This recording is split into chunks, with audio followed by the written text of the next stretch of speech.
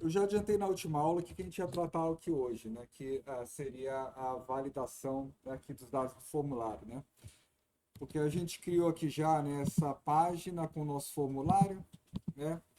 A gente já tem validação do lado do back-end, validação desses inputs aqui, né? Então a gente pode colocar algumas regras lá no back-end.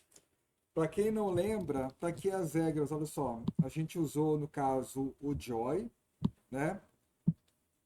O Joy ele é uma ferramenta muito utilizada para você validar objetos, validar, por exemplo, formulários, né?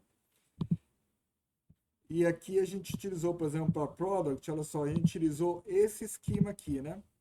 Então a gente está dizendo lá, né, que no back-end, o name, no caso, ele vai ter no mínimo 3 caracteres, no máximo 50, é um atributo obrigatório, description, né, 3, 500 no máximo, né, tem todas essas regras aí, né?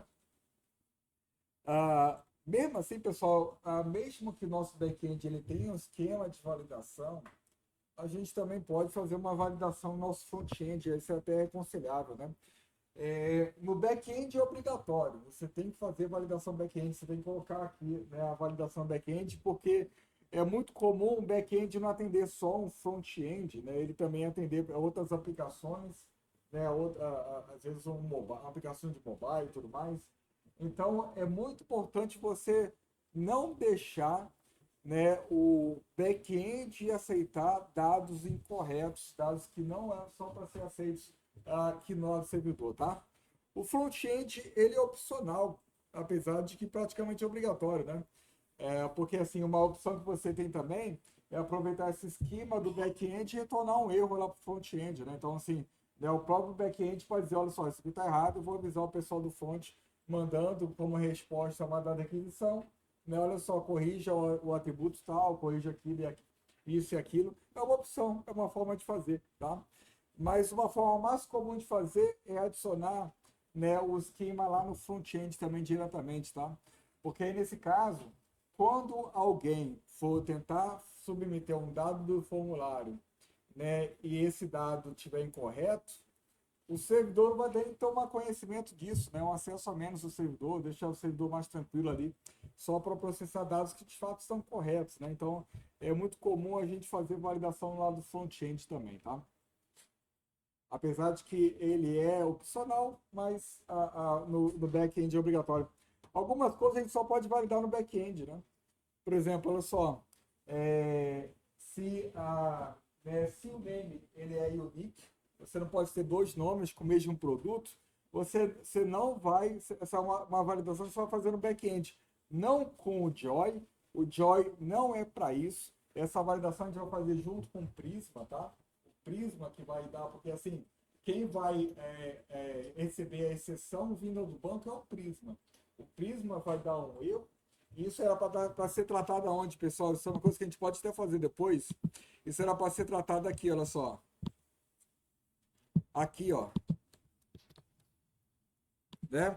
Quando você, na hora de criação de produto, se o nome do produto for unique, eu não lembro se a gente colocou isso ou não, não lembro, depois a gente pode ver lá no modelo, esse erro vai dar aqui, olha só, porque vai gerar uma exceção no banco, né?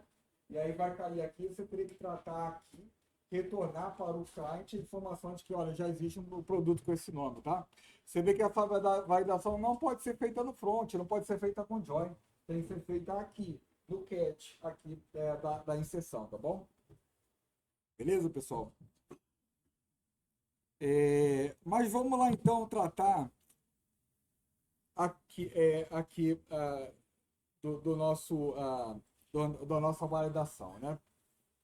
Então vamos lá, olha só. A gente vai instalar aqui, né, essa biblioteca chamada Joy. E é bom, né, que você pode utilizar a mesma ferramenta de validação no front-end como no back-end, né? Algumas ferramentas de validação são só para front, outras são só para back. No caso do Joy, né, serve para os dois. Então, assim, porque é para validação de objetos, Joy, né?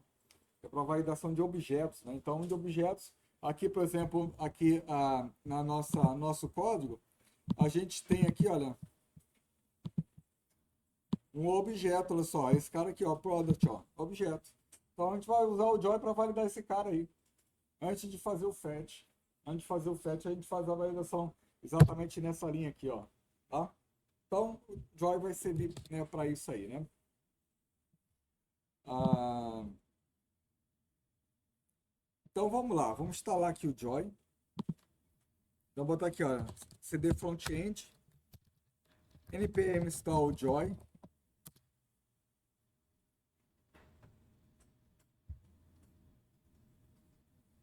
Instalou. Eu acho que ele já tem types, tá, pessoal? Tenho quase certeza que sim, mas types quer dizer que nada disso foi feito em TypeScript. Não, nada dele foi. Nem é preciso isso aí, não.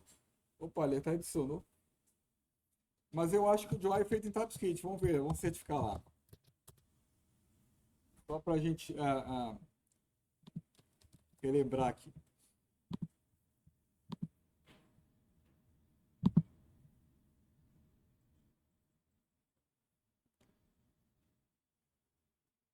Pessoal, tá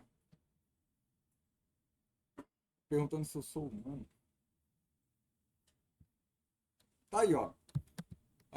Engraçado, né? Que ele tem um pacote mesmo assim, @types, né? Não sei porquê. Mas ele é feito em TypeScript, né? É claro, né, pessoal? Acho que validação de dados, né? Vai ter, olha aí, o TypeScript, né? Seria até meio incoerente não ter, né? Então, a gente instalou esse cara aqui à toa, nem sei que diabo é isso aí. Importante, só esse comando aqui já resolve, tá? Então, beleza, instalamos o Joy aqui. Vamos lá, então, utilizar ele na nossa aplicação. Nossa, aqui tá uma bagunça isso aqui, né? Nos meus códigos, pessoal, sempre organiza esses imports assim, ó. No topo eu deixo aqui né, as bibliotecas que eu instalei, né? Aqui eu deixo as referências com arroba, né? Assim, outros elementos da minha própria aplicação. E aqui eu uso aqueles que fazem parte do instance, né? Por exemplo, o product types, ele faz parte desse instance que eu estou agora. No caso, eu sempre acesso ele com 2 pontos ali, alguma coisa, né? Mas sempre faço essas 3 separações aí. E aqui eu vou colocar o Joy assim, ó, import Joy from Joy. Beleza? Algumas coisas eu vou precisar relembrar com vocês aqui, tá, pessoal? Então a gente criou aqui, aliás, ó, o próximo passo antes da gente colocar aqui o negócio, é a gente abrir o esquema lá do back-end, já está pronto lá, né? Vamos pegar aquele cara que está lá e colocar ele no nosso front. Olha só, Ctrl C. São 2 aplicações separadas, né, pessoal? Então a gente vai ter que fazer isso. Eu vou aqui dentro de Product, olha só. Da mesma forma como tem Product Model, Product Types, eu vou aqui criar um Product Schema.ts, tá? Então você vê que tudo que vai, arquivo, né, relacionado com Product, eu coloco dentro dessa view de Products, né? Então eu vou botar aqui, ó, new file, vou botar aqui product.schema.ts, Ctrl V e tá aí, né, o nosso esquema. É bom que a gente mantenha coerência lá em relação ao back, ficar a mesma validação, né? Apesar de que é estranho o fato de você ter código duplicado, mas é o fato que são 2 repositórios, né, pessoal? São 2 repositórios não, mas são 2 projetos diferentes, né? Back-end e front-end. Então, nesse caso, se a gente tivesse usado tudo no Next, né? Que é um framework full stack, a gente poderia fazer tudo através do Next. A gente deixou separado, então a gente vai ter que ter essa duplicação de arquivos, apesar de ser uma coisa inconveniente, né? A ideal era estar tudo num arquivo só, né? Deixa eu só mostrar para vocês aqui, pessoal, o meu código do CodeBench, do front-end, ó. Isso aqui está meio desatualizado, porque eu estou trabalhando em outra máquina, não é essa aqui para programar no CodeBench.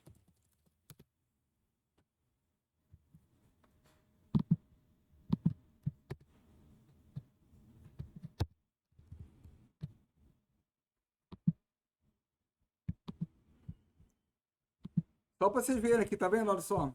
Deixa eu fechar esse cara aqui. providers. Provider a gente vai ver na próxima aula.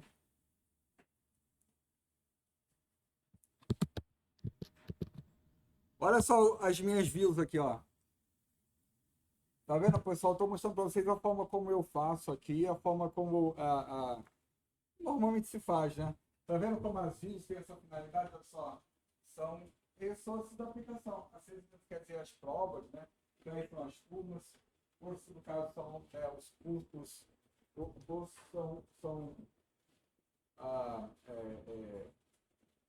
majors são ciência da computação, engenharia de software, cursos são as disciplinas, né?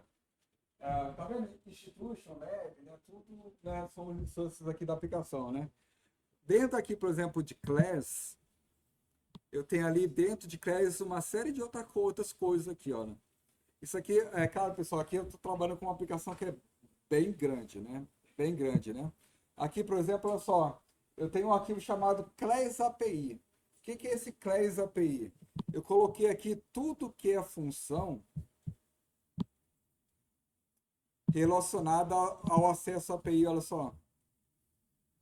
Então, assim, isso aqui, olha, por exemplo, é um fetch para pegar as classes. Né? Aqui é um fetch para pegar detalhes de uma classe. Aqui um put para atualizar a classe, tá vendo? Todos os acessos, né, à minha API, eu coloco no arquivo como sendo um objeto, tá vendo? Para mim é melhor assim do que você em cada arquivo fazer um fetchzinho lá no diretório, na rota tal. Eu coloco todas as rotas aqui no arquivão só. Para mim é melhor de organizar assim. Aqui na nossa aplicação a gente está fazendo diferente, né? Aqui eu tenho duas APIs diferentes, que eu tenho no CodeBench dois back-end, né? Aqui eu tenho class styles, que são, né, assim, são a forma de eu definir componentes com estilo. Isso aqui é uma coisa específica do MUI, apesar de que também tem equivalentes. Ó, tem aqui o types, ó, class types, class utils. Então, tá vendo como eu coloco aqui uma série de arquivos relacionados com class? E aqui eu também organizei dessa forma, olha só. O index, que eu chamei de list, né, aqui na nossa aplicação, para listar coisas, né? E o item aqui para mostrar dados de uma turma só. Fora isso, eu tenho components. O que é esses components aqui, pessoal? Eu tenho components aqui também. Esses aqui são componentes que eu vou utilizar só dentro de class, eu não vou usar em outro lugar. Então, eu coloquei esse cara aí. É uma opção. Mas fora na raiz da aplicação também tem components, olha só. Tá aqui os componentes, ó.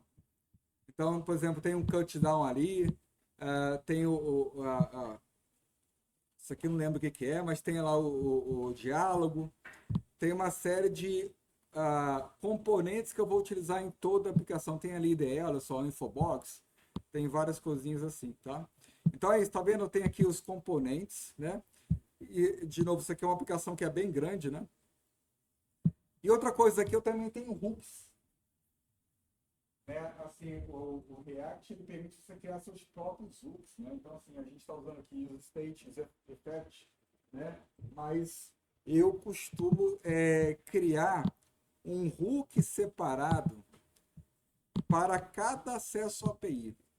Mas isso aqui é uma outra história, pessoal. Aqui eu estou utilizando uma biblioteca chamada React Query, né, para fazer acessos ao back-end. Essa biblioteca aqui ela é interessante. E aqui eu estou já extrapolando o objetivo da aula. Né? Essa biblioteca aqui, por que ela é interessante? Ela permite, assim, na aula que vem, na semana que vem, a gente vai aprender a controlar o estado geral da tua interface, da tua aplicação front-end, né? Mas esse cara aqui, ele permite você guardar o estado do back, mais ou menos assim. Assim, a ideia é a seguinte, assim, quando você fizer uma edição ao back-end, por exemplo, para pegar a listagem de classes, você pode fazer o cache dessa requisição e você só precisa se atualizar em relação à listagem quando você tiver certeza, de acordo com algumas regras aqui, que a listagem de classes for atualizada. Mas uma vez que você pegou a listagem de classes, você precisa ir lá no back e pegar de novo. Então esse cara aqui faz cache, né, das requisições. É bem legal esse cara aqui. Ele está caindo um pouco de desuso com o Next. O Next tem outras formas de resolver isso, porque agora as coisas são montadas lá no servidor. Isso aqui é mais para o lado do cliente, né? Mas é isso, tá vendo? Aqui eu tenho hooks, ó, para fazer uma série de coisas. Então eu tenho um hook para criar, né, classes, né? Aqui eu tenho um hook para deletar classes, aqui eu tenho um hook para desmatricular aluno. Hook é doidado, olha só, eu gosto de trabalhar com hooks personalizados ali, porque eu gosto de, aqui quando for, por exemplo,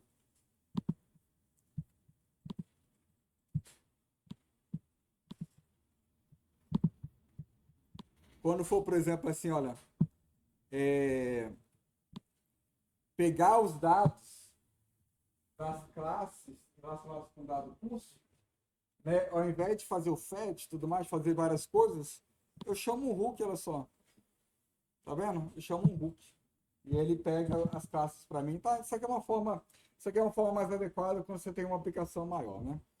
Mas tá, pessoal, vamos lá, já depois a gente pode, depois eu passo mais detalhes, ah, posso passar mais detalhes aqui do código lá do CodeBench, mas você sabe o seguinte, assim, aqui a gente está organizando o código para uma aplicação que é pequena e uma aplicação que é mais, tem efeito mais didático, né? Aqui a gente quer passar uma coisa mais didática para vocês. Mas sabe que uma aplicação React, ela pode, né, assim, ficar bem complexa, como de fato o do CodeBench é, né? Tá, então tá aqui, pessoal, colocamos o nosso esquema do Joy aqui, né? E agora nós vamos usar ele aqui no nosso front-end, né? E a gente vai ter que fazer um malabarismo, tá, pessoal? Porque a ideia, e qual é a ideia aqui? É a gente pegar os erros que o Joy retornar e colocar aqui de baixo, olha só. A gente vai ter que fazer junto aqui, tá, pessoal? A gente vai ter que fazer algumas verificações juntos aqui, tá? Isso aí eu não sei decorar como fazer, não. Tá? Então vamos lá. Vamos lá então utilizar esse cara. Tá aqui o nosso product schema. Vamos agora importar ele aqui no nosso. Aliás, nem precisa desse joy aqui, né? O joy precisa só no schema mesmo. Vamos importar aqui então o schema, ó. Import product schema from product schema, certo? Importamos ele ali e agora vamos utilizar ele. Só relembrando, né? Para a gente usar esse cara, o que a gente vai fazer? Ele, quando você usa ele, ele retorna um objeto, onde um desses objetos aqui é o erro, né? E aí vamos então fazer isso, ó. Errors.product schema.validate. Tá? Então a gente vai usar, né, esse método validate desse schema que o Joy coloca automaticamente. E aqui eu vou passar product, que é o cara que eu quero avaliar, né, para ver se está batendo ou não ali, né, com as informações do esquema, né? Aqui também eu vou dizer o seguinte, olha só, eu vou dizer que eu quero que ele identifique para mim todos os erros. Abort early quer dizer que false, né? Quer dizer que ele não vai parar no primeiro erro, ele vai tornar todos os erros que aconteceram no formulário para mim. Porque quando o usuário submeter o formulário, eu quero colocar tudo vermelhinho aqui de acordo com, né, o que o Joy falou para a gente, certo? Então, isso aqui vai garantir que a gente vai obter todos os erros ali do Joy, tá? E aí, se esse cara aqui não for nulo, quer dizer que deu algum erro lá. Esse erro aqui, ó, nulo não, pessoal, undefined, ó. Se não deu nenhum erro, ele vai ser undefined. Se não, ele vai ter, né, essa interface aqui, tá? E aí, vamos lá, pessoal, o que eu vou fazer aqui, olha. Para a gente conhecer esse cara, eu vou imprimir aqui erro. Details. Erro details, ele é a propriedade de erro que vai me dar detalhes aí do erro que aconteceu, né? Então, vamos lá tentar aqui, olha só. Segundo o nosso esquema, produto não pode ter o nome com menos de 3 caracteres, certo? Então, olha só, eu vou fazer o seguinte, olha. Aliás, eu vou também fazer o seguinte, ó. Eu vou comentar esse FET aqui, tá, pessoal? Por enquanto. Ele tá funcionando já. Eu vou comentar aqui para a gente não sair dessa página. Depois a gente descomenta esse cara aqui. Então, quando o usuário clicar no botão, ele vai só imprimir o erro ali, caso exista esse erro, tá? Vamos deixar assim por enquanto. Vou botar aqui o console pra gente. E agora vou colocar lá o nome aqui, olha, só com a letra A. E vou submeter para ver os erros aqui. Ah, se bem que eu acho... não vai deixar aqui. Ó, ele imprimiu alguma coisa ali pra gente.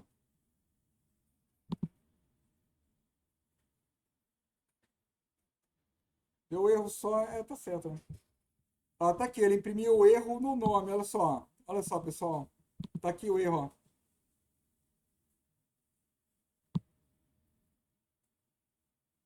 Então o nome precisa ter pelo menos 3 caracteres, né? Segundo as regras lá.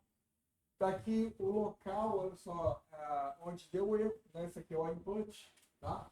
Esse aqui é o tipo de erro, string min, e a gente vai utilizar esse cara aqui, string min, para mudar essa mensagem. Eu não quero mostrar a mensagem em inglês. Eu quero mostrar a mensagem em português ali para o usuário, né? Isso aqui tá estranho, né?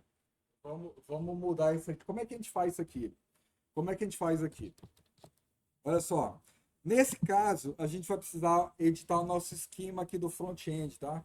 O esquema do front-end não pode ser só assim, caso a gente queira mostrar outras mensagens para o usuário. O que eu vou fazer? Olha só. Eu vou colocar aqui, ó, depois de required, vou colocar messages aqui.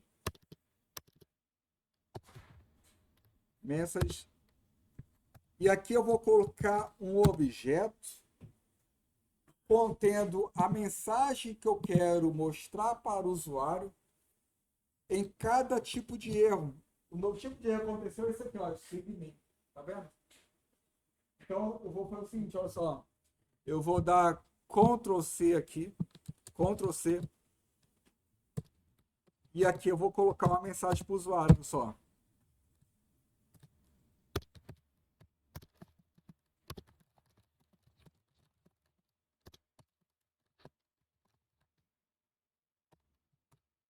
Tá vendo? E agora, quando eu tentar submeter de novo o formulário,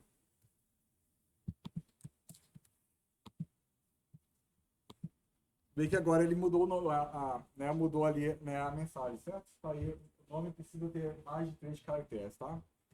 Então a gente vai fazer isso assim para cada erro, tá, pessoal? Ali no esquema, a gente vou fazer só para alguns poucos aqui, mas a gente sempre precisa pegar lá o tipo de erro, né?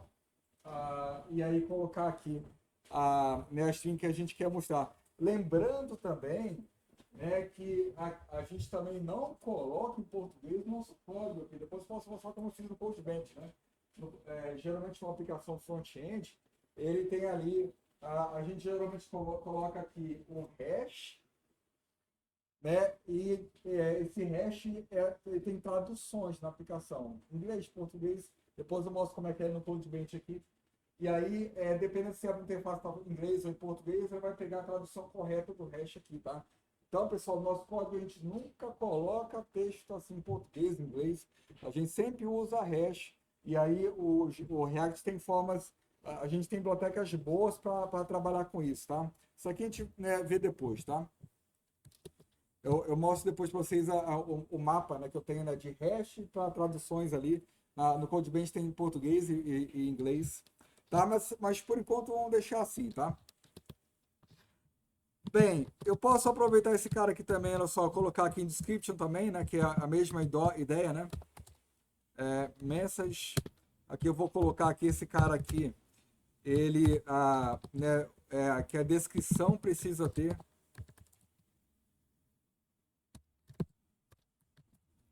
Descrição precisa ter 3 ou mais caracteres. Vamos ver que tipo de mensagem que a gente obtém quando a gente bota, por exemplo, estoque negativo. Porque só, o valor mínimo aqui é 0. Né? Com estoque negativo, como é que fica? Olha só. Eu vou botar aqui, ó. Estoque igual a menos... Deu erro aqui?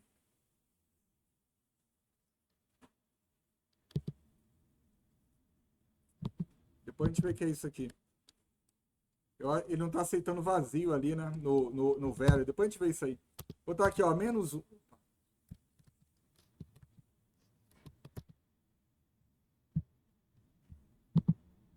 Menos 12. Enviar. Ó. Stock must be greater than or equal to zero. Né? Precisa ser maior ou igual a zero, tá vendo? Vamos editar esse cara. Tá aqui, olha só, number.min, olha só, number.min, isso aí é o hashzinho que a gente vai utilizar. Então, vou dar aqui, olha, Ctrl C, vou lá na aplicação e aqui eu vou colocar ponto message, criar o nosso objeto, colocar esse cara aqui e dizer que o estoque não pode ter valor negativo.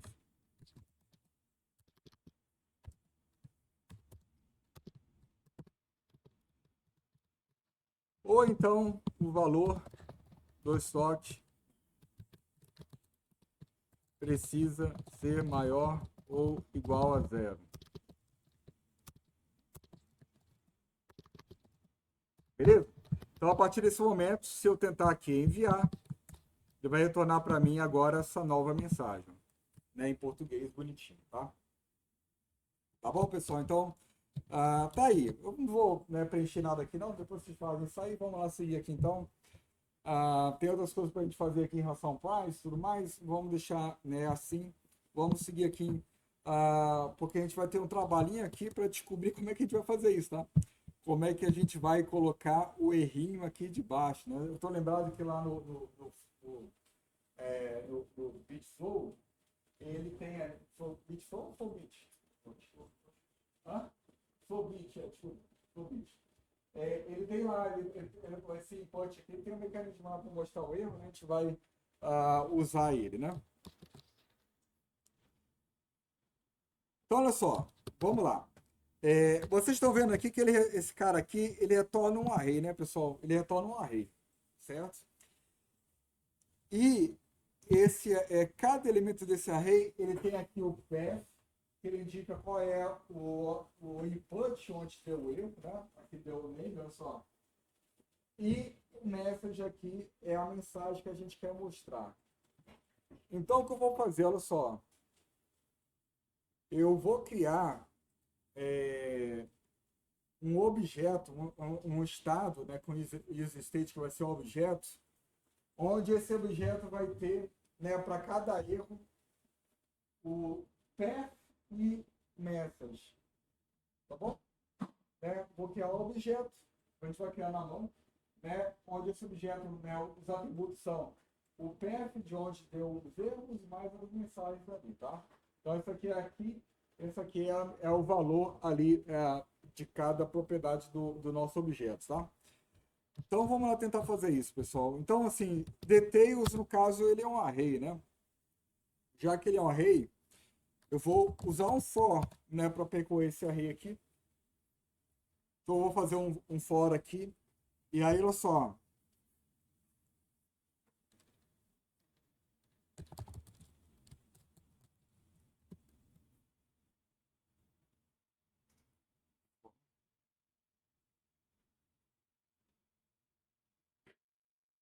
Ah, tá dando branco aqui, pessoal. Como é que eu faço mesmo aqui para pegar o...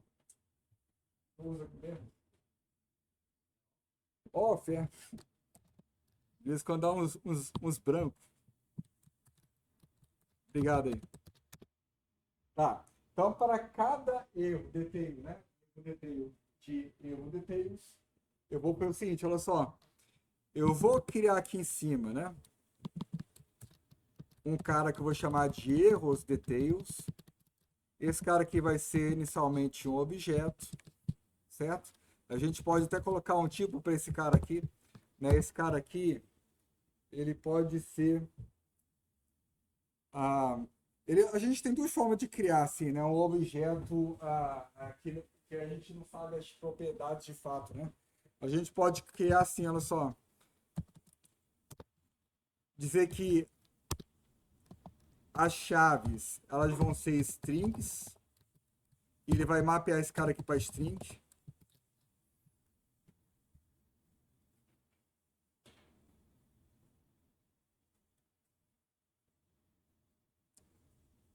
Calma aí, deixa eu pensar que eu tô falando de errado aqui.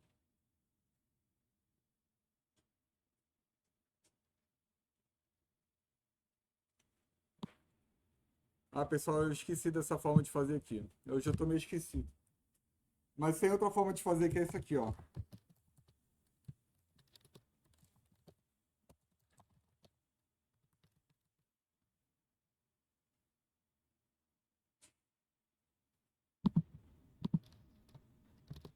Ou se não botar a concha aqui também não resolve, né, pessoal? Então, eu acho que estava certo aquela outra forma. Deixa eu só certificar aqui.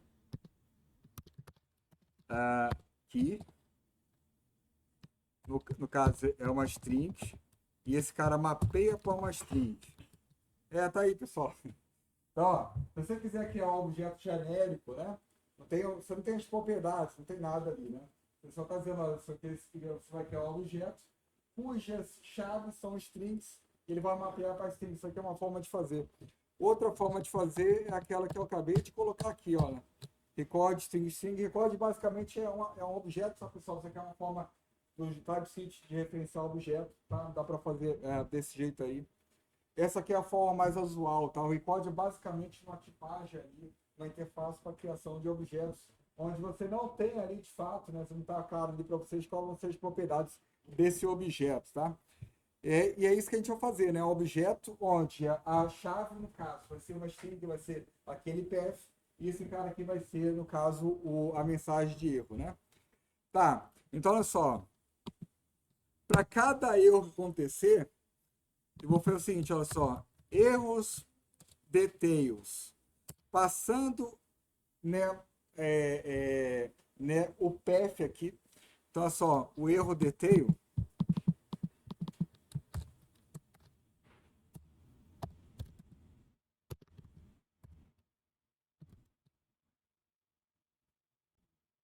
Erro detail.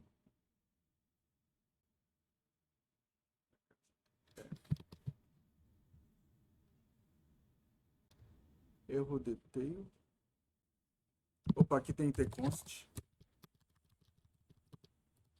Const. Tá.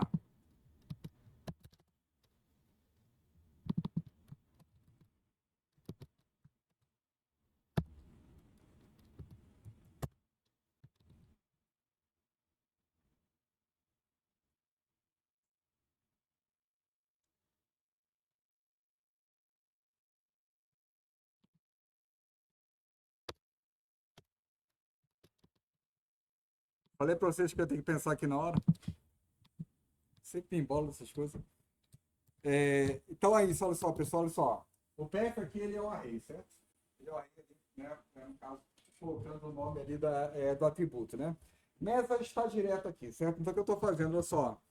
Eu estou adicionando essa chave aqui, né? E nesse caso eu coloquei 0, já que path é um array, né? Colocando ali a primeira casa ali.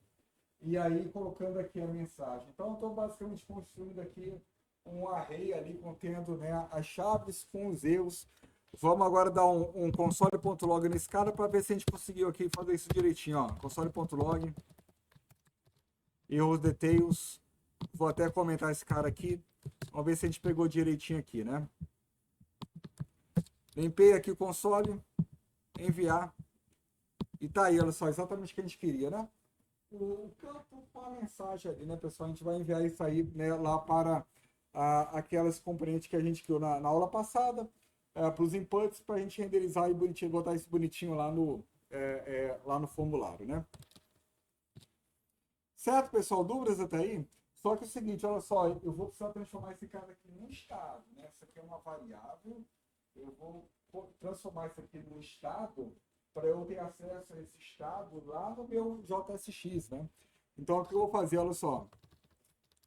Eu vou criar aqui, olha, const erros, set erros é igual a use state. E esse cara aqui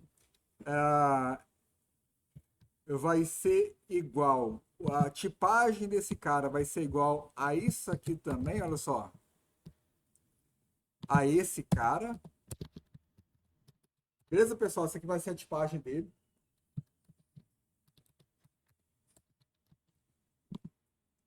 que é o record, passando aqui, string, vírgula string. E aqui eu vou inicializar esse cara com chaves vazia.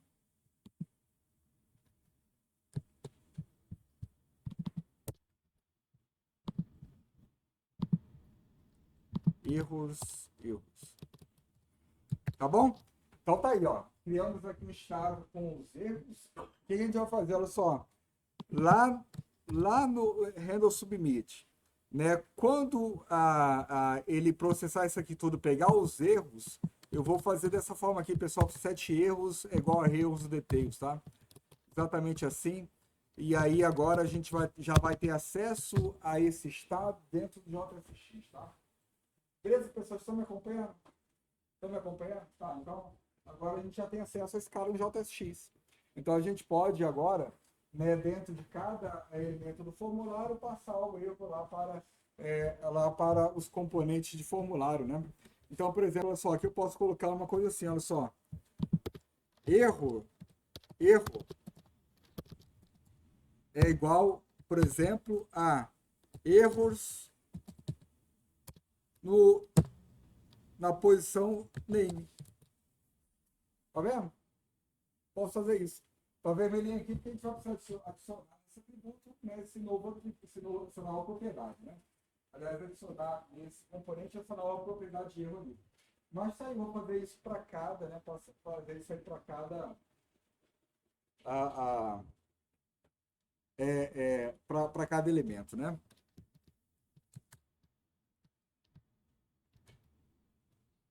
Então vamos lá, olha só.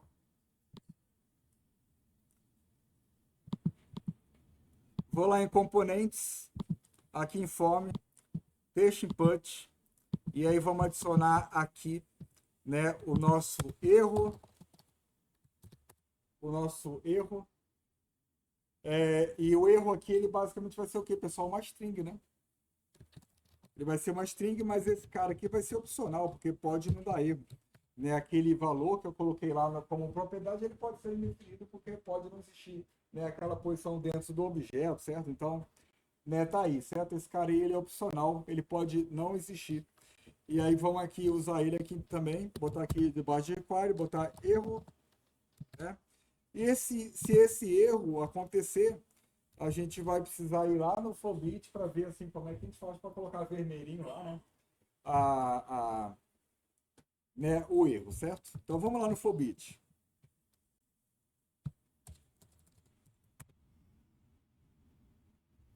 Vou procurar aqui por form. Tá aqui já no nosso cachezinho aqui. Aí eu lembro que tinha exemplos assim, né? De mostrar os inputs com erros. Tá aqui, ó. Tá aí, ó. Né? É isso que a gente quer fazer.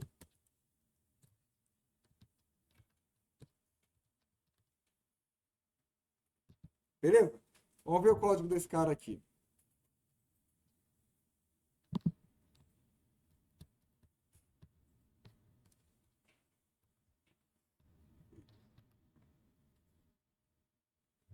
Então, olha só aqui, pessoal.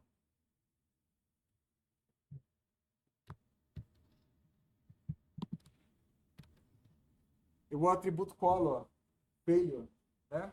O atributo color que diz qual é a cor que a gente vai utilizar ali, né? Então vamos utilizar esse atributo color lá. Aqui tem no label também, só a gente pode botar no label também, a cor ali. Mas eu também queria colocar uma mensagenzinha de baixo, né? No outro exemplo tinha uma mensagenzinha de baixo, né, pessoal? Vamos procurar aqui. Eu quero colocar a mensagem que está sendo retornada, né, debaixo ali do componente, né?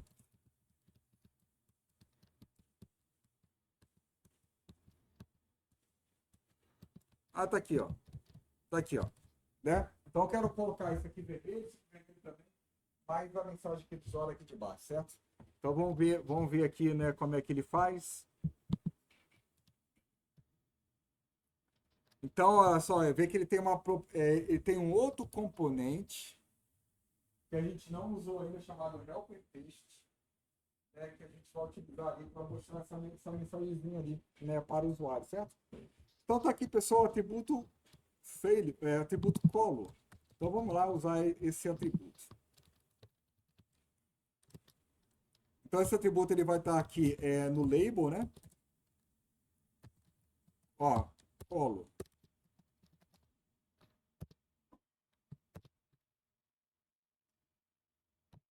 Ah, qual é a cor padrão, hein?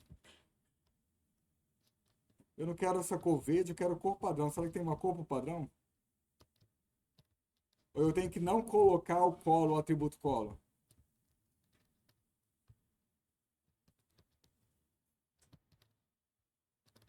Eu acho que a gente não pode colocar o atributo color quando, né, for mostrar assim. Então a gente vai ter que ver o que a gente vai fazer aqui, né? Então, vou fazer o seguinte, ó, eu vou botar aqui color. Aliás, desculpa. Eu vou colocar aqui o erro, né? Se erro ele existir, se ele tiver setado, se for a frase com erro lá, nesse caso, eu vou dizer que a cor, esse cara aqui pode ser default, né? Failure, certo? Né? Se esse cara que tiver preenchido. Se não, eu vou colocar, no caso, o valor default, que eu acho que é o valor cinzazinho, né? Então pronto, pessoal, tá aí. Vamos ver se esse cara aqui de fato é isso, né? Mas tá aí. Né? Tá vendo como eu posso colocar código JavaScript aqui, ó, né? Aqui nosso operador ternário. Verifique se esse cara aqui ele tem conteúdo, se ele não tiver, se ele tiver, quer dizer que tem algum erro, né? Senão eu vou colocar a cor default lá. Já podemos até testar, vamos ver se funciona aqui.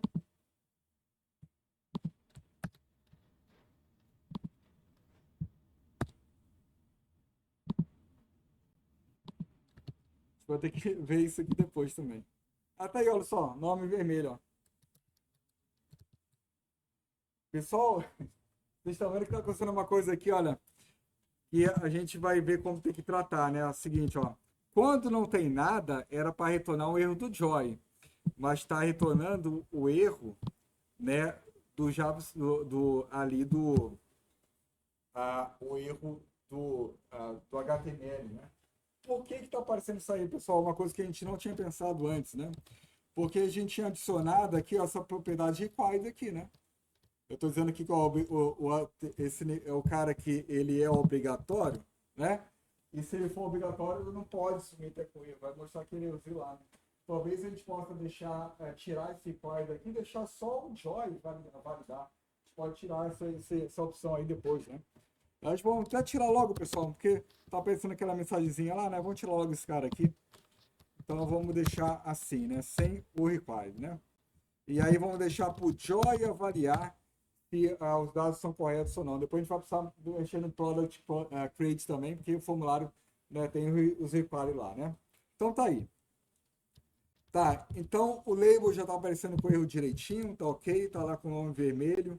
Se eu colocar mais aqui, olha só, mais do que 3 caracteres enviar,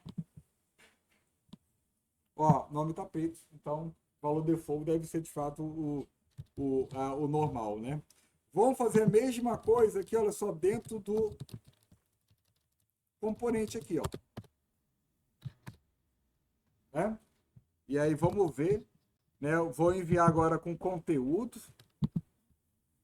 Ficou normal, assim, o input. Vamos botar agora só um caractere, enviar. E daí agora sim, né? Vermelhinho, indicando que deu algum erro. Vamos só agora colocar nosso erro ali de baixo ali do componente, né? E aqui no Flowbit ele está indicando para a gente fazer o seguinte, né? Para a gente utilizar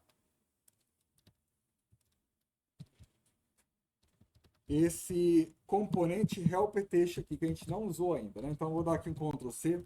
Aliás, eu vou dar um Ctrl C nesse cara todo aqui, ó, Ctrl C, e vou dar um Ctrl V aqui, adicionando ele na nossa aplicação.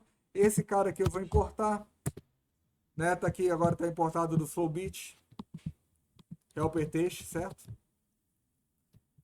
E eu também vou.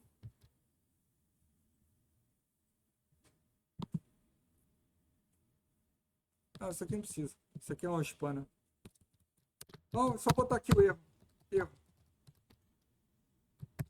Aliás, vamos precisar melhorar isso aqui ainda. Tá aqui, pessoal. Então, né, esse cara aqui vai mostrar vai mostrar o erro ali para, né, o usuário, né? Se a gente não quiser que esse erro apareça, assim, porque assim, esse erro aqui ele pode ser undefined, né? Uma coisa que a gente pode fazer é o seguinte, olha só. Eu colocar esse cara aqui entre chaves, ó, entre chaves, desse jeito, e só imprimir esse cara se tiver algum erro de fato, olha só. Posso fazer isso, tá vendo?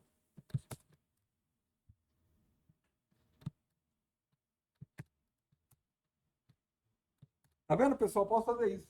Tá vendo como ele permite? Olha só, tem chaves aqui dentro, ele permite você botar a chave dentro de chave, tá? Então, olha só, essa linha aqui, esse componente aqui, só vai ser executado se se for fluxo, né? Se tiver conteúdo ali, se não tiver, né, ele não vai executar o que tiver depois, certo? Então, então tá aí, pessoal. Eu acho que agora vamos lá tentar de novo o nosso formulário. Ó, já tá aqui, ó. Nome precisa ter mais de 3 caracteres, tá vendo?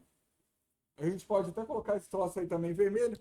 A gente pode, eu imagino que deve ter esse color failure aqui também. Tem, ó. Tem. Então tá aí, ó. Tudo vermelhinho agora. Ficou até melhor, achei.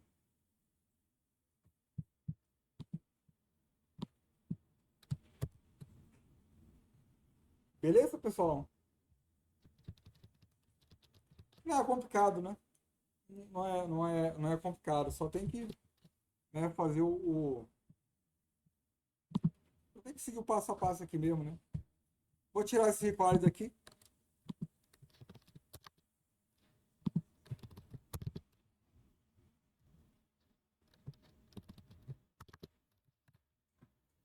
Pronto. Vou colocar também, olha só, aqui dentro de price. Esse troço. Vamos botar price aqui. Mas a gente não fez a mesma coisa ali com o number. Né? Vamos fazer só com esse number aqui, tá, pessoal? Colocaria o estoque, né? Já que a gente colocou a mensagem de estoque lá também. Então, assim, olha, caso dê algum erro, vamos ter que colocar essa propriedade lá no number input, botar aqui estoque. E aí vamos então abrir aqui nosso number input.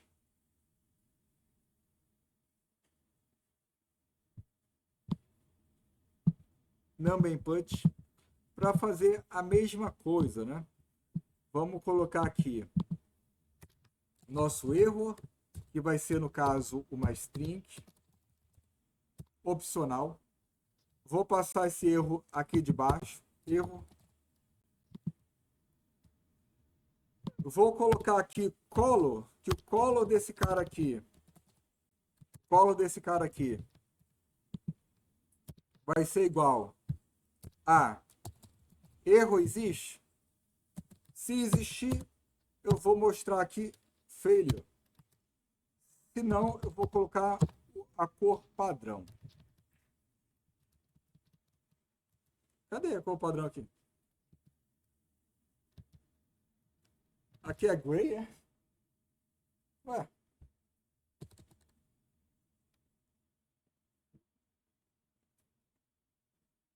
Entendi não, pessoal. Vocês entenderam? O que não tá deixando eu colocar ali o...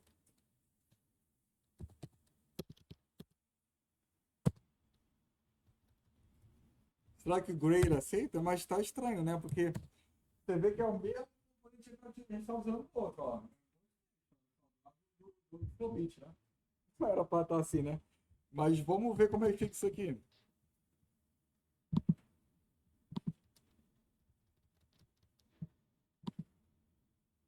Isso aqui tá estranho, né? Então, por exemplo, aqui, ó. -3. Ok. Pessoal, eu não entendi por que tá gray ali e no outro está default, né? Eu também não tô entendendo por que aqui tá brancão assim.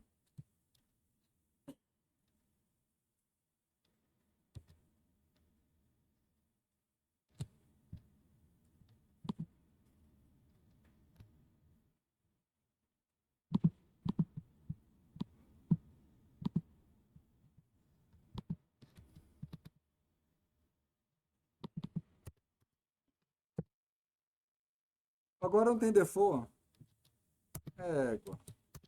Entendi não, pessoal. Vou botar gray aí. Pronto, agora. Tá aí. Botar a cor, a cinza pro padrão, tá? Não sei porque apareceu default naquela hora lá pra mim. Mas tá aí, pessoal.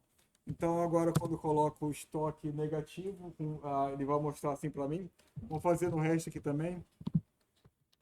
Eu acho que esse colo aqui, ó, ele funciona diferente aqui, talvez, no label, né? No label é diferente, né? Porque aqui, ó,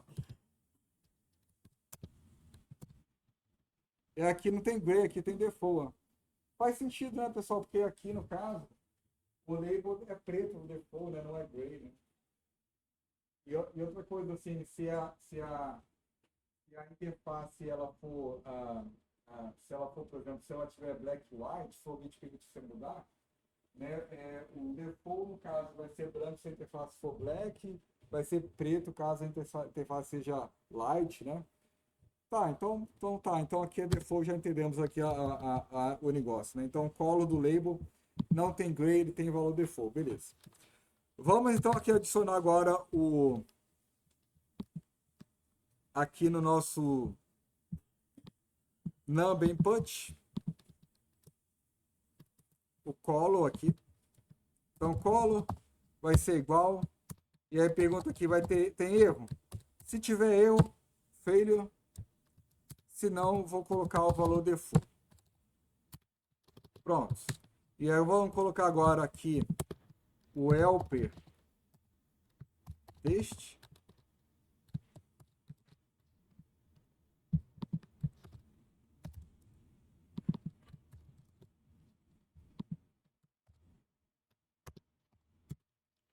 Né?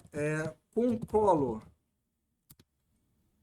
a mesma coisa. Aliás, ali que a gente já pode colocar o failure direto, né? Com essa cor aqui, vermelha. E aqui eu mostro o erro. Mas isso tudo aqui eu só vou mostrar, né? Só vou mostrar se acontecer algum erro, né? Então por isso vou colocar tudo chaves aqui e vou colocar erro desse jeito aqui. Tá? Então a partir de agora o nosso componente está assim, olha só, pessoal. Né? Tá aí tudo direitinho. Né? Caso o valor seja negativo, e aí você pode também mostrar, né, outros erros aqui. E pronto, pessoal, tá aí.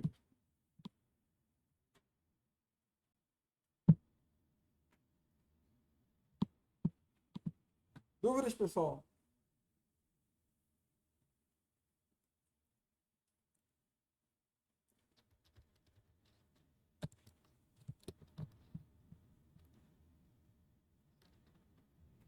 Então pronto, então tá aí. Nosso validador no front-end, né? Tá.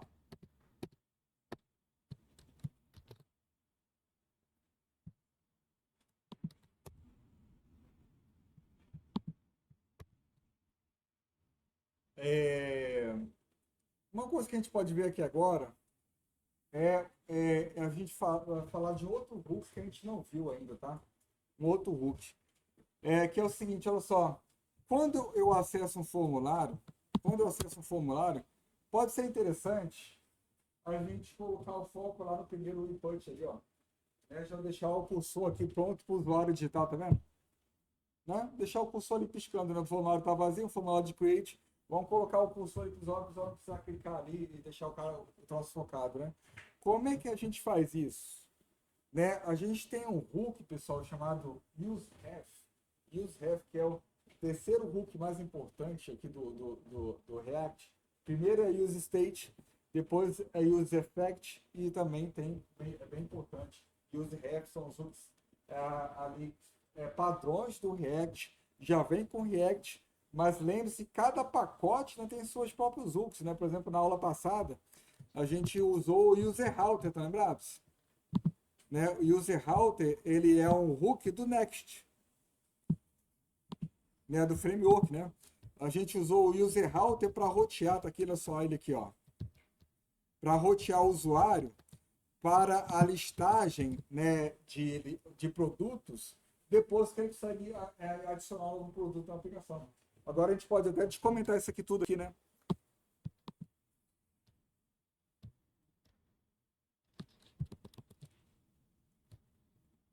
Eu vou colocar aqui, olha, um else. Caso não dê erro, eu vou executar esse fetch aqui.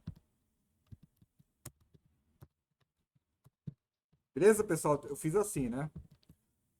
Se der algum erro, eu vou mostrar o erro para o usuário, vou manter o usuário no formulário, se não, aí sim vou fazer um fetch para o servidor, tá? A gente vai deixar desse jeito aqui, tá? Beleza? Então vamos lá. A ideia aqui então é que quando o usuário acessa a aplicação, eu quero colocar, né, o cursor do usuário, né, ali. E aí, olha só, a gente tem userref. E o userref, ele na verdade é um hook meio genérico, assim, você pode usar ele para várias coisas. Eu vou mostrar para vocês uma forma de utilizar ele, uma forma de utilizar o userref. E eu tenho dificuldade de dizer assim, para que é o userref, pessoal, porque ele serve para muita coisa, tá? Vou mostrar outras formas da gente utilizar ele aqui. Mas assim, uma forma de utilizar ele é você poder acessar, né, elementos aqui do teu JSX. Então, por exemplo, você quer ter acesso ao dado input, né? Por exemplo, assim, ó, o input, vocês estão lembrados, né, que o elemento input aqui, ó, ele tem o foco aqui, o input não vai ser o input aqui mas ele tem esse método focus aqui, ó, tá? Tá, pessoal, eu coloquei input focus, mas não existe essa variável input, tá? Só para mostrar para vocês aqui, tá? Ele tem essa propriedade focus, que quando você, né, executa ela, o elemento fica focado ali. Então é esse cara que a gente vai utilizar, né, para focar. Só que como é que eu faço para acessar o input que está no meu JSX, no meu HTML? Como é que eu faço para executar, por exemplo, o focus desse cara? A gente usa userref para poder referenciar, acessar, né, esse input, tá? Então vamos lá fazer isso, olha só. É...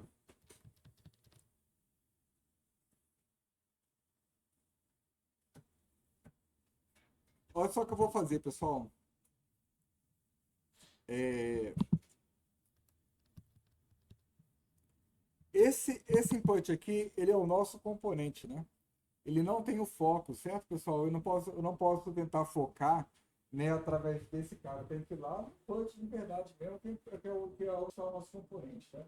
Então vamos fazer isso lá. E eu acho que a gente pode fazer o seguinte, a gente pode adicionar aqui, olha, uma propriedade booleana chamada focus, para indicar se esse cara vai estar focado quando o usuário acessar o formulário ou não, tá? A gente pode fazer assim, até botar logo aqui, ó, focus, né, para indicar. Eu posso fazer assim, ó, focus é igual a true, mas como isso aqui é um atributo booleano, eu posso fazer só isso aqui também, ó. Botar só o nome dele aqui. E tá dando erro aqui agora porque a gente não adicionou essa propriedade dentro desse componente test input, né? Então vamos lá fazer isso, ó. Eu vou aqui, olha, no nosso test input e vou adicionar essa propriedade aqui, focus, que vai ser uma propriedade opcional e vai ser uma propriedade booleana, que vai indicar se o input deve estar focado ou não, né? E aí a gente vai adicionar aqui, pessoal, uma variável, que eu vou chamar ela de ref, como normalmente é feito, que vai me ajudar a acessar, a referenciar o input que está aqui nesse componente, tá? Para isso, eu vou usar o hook useRef. E eu vou importar esse cara aqui. Importei userRef. UserRef, ele precisa ter um valor default ali, tá? Então, assim, quando ele acessar aqui, né, o JSX não vai ter rodado ainda, né? A gente não pode, assim, logo que o código passar por aqui, a gente não pode já referenciar o JSX, né? Porque ele nem passou ainda pelo JSX. Então, eu vou dizer que o valor inicial desse cara aqui, ele é nulo, tá? Vocês já vão entender, tá, pessoal? O que eu vou fazer? Olha só. Então, esse ref aqui, ele vai servir aqui nessa aplicação, nesse componente, para eu acessar um dado elemento do meu JSX. E para eu acessar, para eu conseguir fazer com que esse ref referencie, né, um dado elemento JSX, basta eu fazer isso aqui, olha só. Todo componente aqui vai ter o atributo ref. Isso aqui é o atributo ref, tá, pessoal? Que serve justamente para você, né, dizer para qual, né, variável, né, esse cara aqui está associado, tá? Então, isso aqui é uma propriedade global de tudo que é componente do React, ref. E aí, no caso, eu estou dizendo que a minha forma de referenciar, né, esse elemento é através da variável ref que eu criei aqui em cima. Beleza? Então, esse ref aqui é uma coisa, né? Essa propriedade ref do formulário é outra, tá? Mas aqui eu estou dizendo que eu vou utilizar, né, essa variável para poder referenciar, né, esse input do meu código, né? Feito isso, que eu vou fazer, olha só. Vou fazer o seguinte, ó. Eu vou usar useEffect para que assim que o componente é renderizado na primeira vez, na primeira renderização do componente, eu vou dizer que se focus for igual a true, né? Então eu vou fazer o seguinte, ó, ref.current, e para eu, então, para eu referenciar o elemento, né, aqui do meu código, né, do meu componente, não é através de ref diretamente, é ref.current. Esse cara, o current, ele vai ter uma referência ao elemento JX onde eu coloquei essa linha aqui, ó. Tá? Então, como esse current aqui ele já é uma referência àquele elemento, eu posso fazer isso aqui, olha só, ponto .focus. Tá? Esse cara aqui, ele pode... focus aqui no caso é uma função, né? Esse cara aqui, ele pode ser nulo, tá? Tanto que eu tinha colocado nulo aqui, só esse valor padrão. Esse aqui é o valor padrão, pessoal, do ref.current, tá? Então, quando eu coloco nulo aqui, por exemplo, que ref.current, ele é valor inicial nulo. Depois é que ele vai passar a se referenciar aquele input, depois você lê o JSX pela primeira vez. E vocês estão vendo assim que ele está estranhando aqui, pessoal? Pô, que diabo é isso? Que diabo é isso aqui, né? É porque é o seguinte, aqui eu tenho que colocar o tipo, né? Eu preciso dizer aqui em cima quem esse cara vai referenciar, que tipo de elemento esse cara vai referenciar. Eu vou colocar aqui, olha, que ele vai referenciar, eu acho que é test input.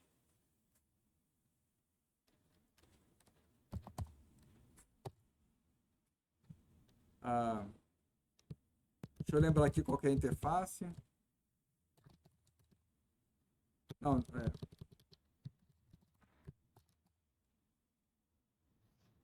o mesmo nome, pessoal? Input type. Exatamente, HTML input. Quem falou? Oh, valeu, Micão. Esse mesmo, tá? Que eu tava tentando lembrar aqui. Tá aqui, ó. Saiu o erro aqui agora. Agora ele tá dizendo, agora ele reconhece, tá vendo Fox, tá vendo? Como o ref aqui, o ref.current, no caso, ele passou a ser um elemento de formulário com essa tipagem aqui, ele sabe que esse cara, ele tem acesso ao Fox aqui. Eu só preciso colocar o Fox aqui agora, né? E olha só. Esse aqui é o array de dependências, né? Tem que colocar o Fox aqui, né? Porque tem que ficar uma propriedade, se o Fox mudar lá no componente file, eu preciso, né, reexecutar a função dentro do useEffect, então vou colocar o focus aqui. Sempre que o focus mudar, eu vou executar esse cara novamente, né, essa função aqui, tá? Então tá aí, pessoal. O useref leva um tempo para a gente se habituar com ele, que ele é meio estranho, tá? Mas sabem disso, assim, a ideia dele, ele é mais usado com essa finalidade, você poder acessar a API dos elementos do JSX. API HTML mesmo, JavaScript mesmo, daquela que roda no browser, tá? Tanto que eu estou acessando Focus aqui agora, ó. E tanto que a partir de agora, ó,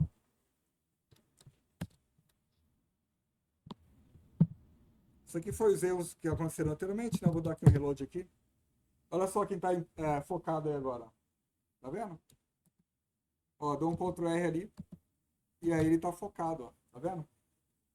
Tá? Então aí é usado para isso, para o pessoal acessar ali os elementos. Mas vamos lá tentar mastigar mais esse user ref, né?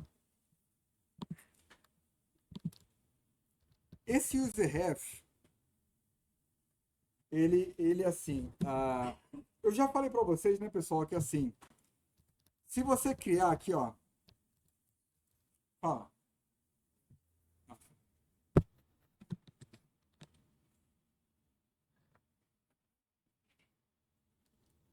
Vamos lembrar de uma coisa aqui, olha só. Eu vou criar aqui uma variável que eu vou chamar random number. E esse cara aqui vai ser igual a math.random vezes. Beleza? Se eu der um console.log aqui nesse cara,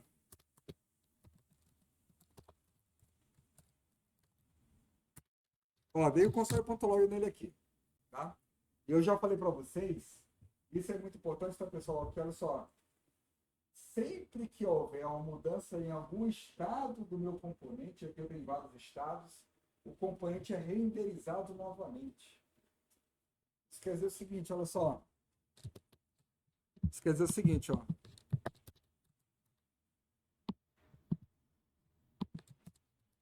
Se eu pressionar o A aqui, eu mudei o estado, ele renderizou novamente. Se eu pressionar o B aqui, ele mudou o estado, ele renderizou novamente. E aqui, como é um ambiente de desenvolvimento, já falei para vocês, ele renderiza duas vezes. Tá? Tá vendo, pessoal, como são valores aleatórios, porque a gente está usando a função math.random, né? Tá vendo? Olha só, a cada execução, a cada renderização, eu tenho um valor diferente, tá vendo? Um valor diferente aqui, né? Mas isso tem que estar claro, tá, pessoal? Aquilo ali remete a estados do componente e toda vez que eu mudo o estado, tudo muda aqui, tudo é executado novamente, tá? E é por isso que algumas pessoas gostam de utilizar bibliotecas, né? Ao invés de criar formulários da forma que a gente está fazendo, porque esse curso aqui é mais didático, né? Eu quero assim que vocês criem uma familiaridade com user state, com user effect, mas a gente também pode utilizar algumas bibliotecas, né, como React Hook Form, que eu uso no CodeBench, onde ele não faz isso aqui para cada mudança ali, e não renderiza tudo novamente, tá? É um componente bem legal, mas se você usar da forma convencional, é isso, assim, cada input é um estado, e aí sempre que você muda aqui o estado, o componente é recarregado novamente, mas o React internamente é tão otimizado que ele, o usuário nem percebe isso, né? Tanto que isso aqui é assim a forma padrão de se criar formulários no React, tá? Mas o seguinte, pessoal, e se eu quiser manter um valor entre as renderizações? Pô, estou mudando aí, mas se eu quiser um valor aleatório aqui dentro do meu componente, que eu faço aqui? Porque aqui está sempre mudando, né? Ele está sempre executando todo o componente novo, né? Mas se eu quiser assim, um valor ah, que é um valor aleatório e esse cara, né, se manter, né? Como é que a gente faz? A gente pode usar o user-ref. User-ref é um hook bem genérico. Vamos ver como é que a gente pode fazer, né, isso. Esse é um uso típico do user-ref, tá? Então, olha só o que eu vou fazer aqui agora. Const random number 2, certo? Vou botar aqui ref agora, ref, né? E agora eu vou usar o user-ref aqui, ó. User-ref. Esse cara aqui vai ser do tipo number. Isso aqui não é importante. E aqui eu vou colocar exatamente isso aqui, pessoal.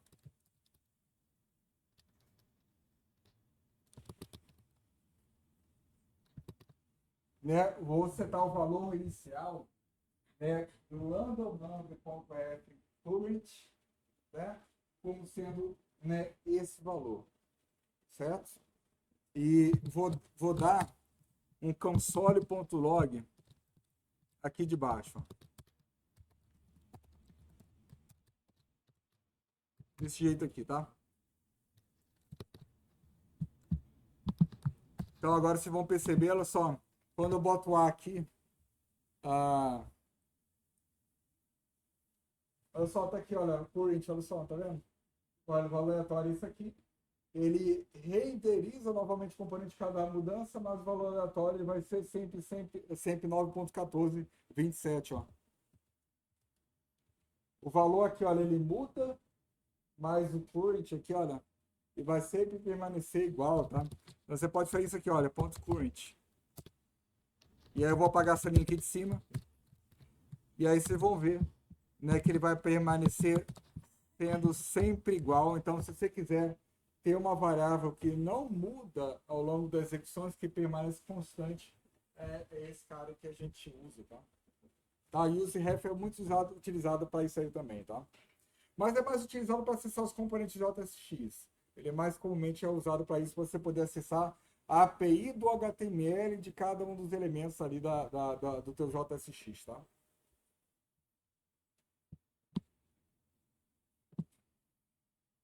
Beleza, pessoal? É muita informação, né, React, né?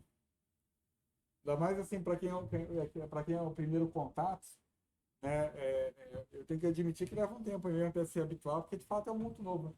Agora eu acho muito mais fácil e mais simples do que o Angular, pessoal. Não sei se alguém assim tem um bom conhecimento do Angular para discordar, mas assim, eu não conheço muito bem as versões novas do Angular, conheço mais as versões mais antigas. A primeira versão, aliás, eu conheci bem na época, né? Mas para mim, assim, a curva de aprendizado disso aqui é bem mais tranquilo, assim. Para mim, aqui é tudo muito mais óbvio do que a gente utilizar ali o Angular no caso, né? Tá? Porque assim, o React, você entendendo bem aqui os hooks, né, você tá de boa, tá?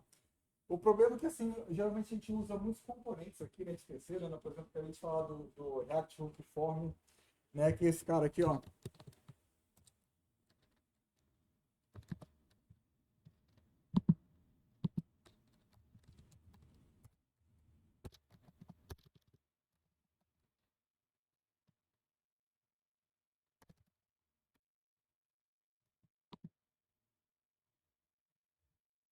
Esse cara aqui, ele é bastante utilizado. E eu particularmente gosto desse cara aqui. Olha só, 13 milhões de dólares semanais, tá vendo? Tá? React Hook Form. Ele é muito bom, pessoal. Eu gosto muito dele. Mas ele gera algumas complicações ali, tá? E no CodeBench eu tive que usar ele através de uma gambiarra, porque ele não se deu tão bem com o MUI, não. O MUI, né, que eu utilizei não se deu muito bem com ele, não. Eu usei de uma forma diferente, não usei dessa forma aqui, não. Com o registro, eu utilizei diferente. Mas tá vendo só, ele vai te dar um book, olha só, um book aqui, que é o form, que vai te dar ali um conjunto de variáveis que vai te ajudar a manipular os formulários ali, a acessar os estados deles e tudo mais. E uma coisa bacana é que quando o usuário digita alguma coisa no formulário, isso não muda estado e por isso não recarrega componentes, tá? Então, o uso desse cara aqui é um pouquinho mais otimizado do que essa forma convencional, que é a forma, né, que eu passei para vocês, tá? Mas isso aqui não é obrigatório, não é um conhecimento obrigatório do React, só é muito utilizado, né? Eu particularmente gosto dessa biblioteca aqui. Mas olha só, além do Joy, né, a gente tem algumas bibliotecas aqui de validação também, olha. Os episódios são muito utilizados também, tá? O Joy é o mais utilizado, né? Pelo menos ele era até tempo atrás, eu acho que ainda é. Mas esses dois aqui, mecanismos de validação, são muito bons também, tá? Ah, só uma coisa, olha só o número de dependência desse cara, pessoal.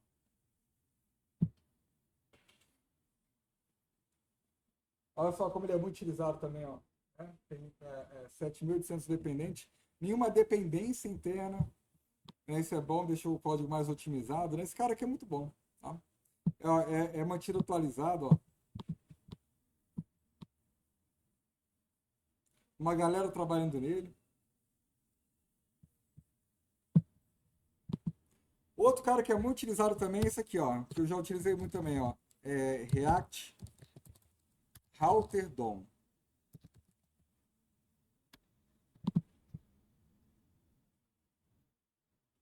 Quem conhece esse cara aqui? React Router DOM, ele é um mecanismo, ou não foi aqui?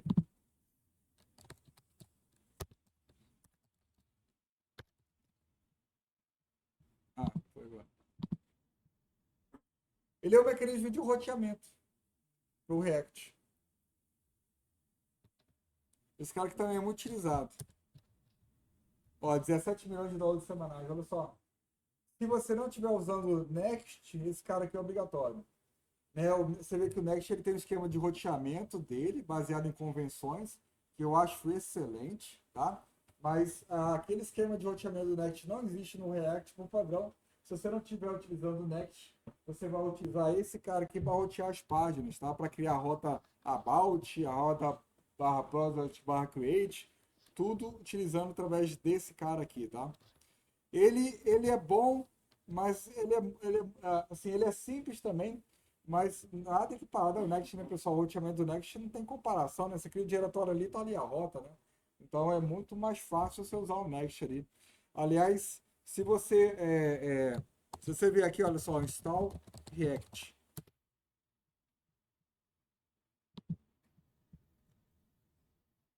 Se você for na página do React, olha só, a página do React, tá aqui as opções para instalar a aplicação. Qual é a primeira opção que ele coloca aqui, ó? Next. Tá vendo? Ele não recomenda mais você usar aquele Create React App, que é o antigo deles aqui, né? A primeira forma que ele indica para instalar a aplicação nova React é usando o Next, o framework. Então, tá vendo como é uma coisa que está bem difundida? Ali embaixo vai ter opções de VIT e tudo mais. Olha o React Router aí, ó. Aqui, esse aqui deve usar o React Router DOM com o VIT, né? A gente falou sobre o VIT em PW1, né? E aqui tem outros frameworks que eu não conheço. Hã? Ah, é para mobile? É? Ah, tá aqui, né? Native App.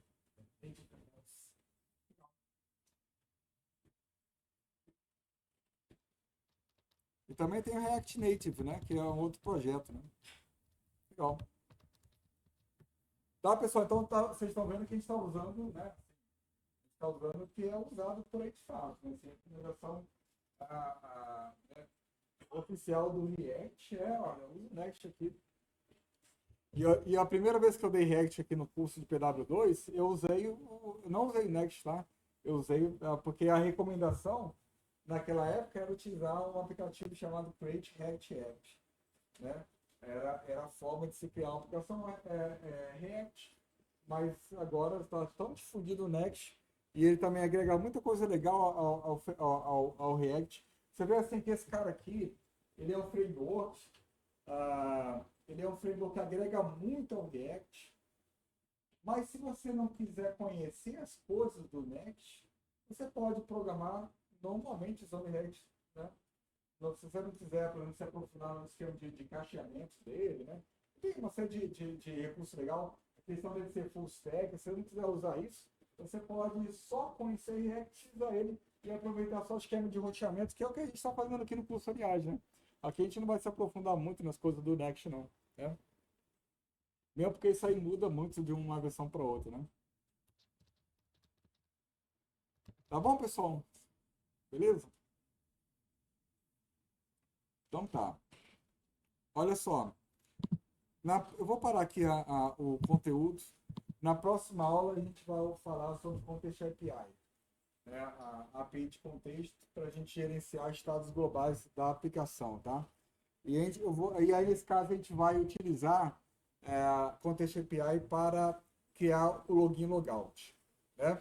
Aí é assim, né? Quando o usuário faz o login, ele pega dados do back-end em relação ao nome do usuário, tipo de usuário e tudo mais, e eu quero que essas informações estejam disponíveis em toda a minha aplicação. Quero que toda a minha aplicação enxergue esses dados do usuário. Então a gente vai utilizar Você vê que assim, a forma padrão do React de compartilhar dados entre componentes, qual que é, pessoal? É isso aqui, olha, propriedades, né?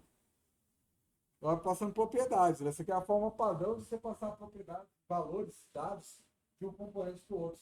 Mas se você quiser ter acesso a um dado em toda a aplicação, aí a gente vai ver como é que a gente faz isso na próxima aula, tá?